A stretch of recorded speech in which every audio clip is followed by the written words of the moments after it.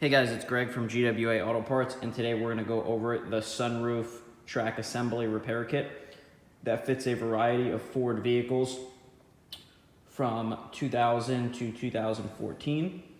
This includes the F-150 Expedition, as well as the F-250, 350, 450, and some Lincoln models including the Navigator and Mark LT. Now this kit is pretty extensive, as you'll see in here. So this is going to include new rivets that you're going to need to complete the installation. It's going to include grease as well. It's going to include new brackets. And then it's going to actually include the slide mechanisms here.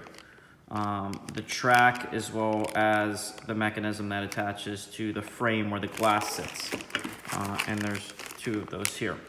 Now, when you install this on the truck, you want to make sure that the sunroof glass is in place before trying to open and close the sunroof. If you don't, you will damage the kit because the way the track assembly is set up is there needs to be weight actually on those tracks to keep everything aligned and in the proper channel. So just make sure you don't try to open or close the sunroof motor until everything's put back in and in place. If you guys have any questions, please feel free to reach out to us and we'll be glad to help.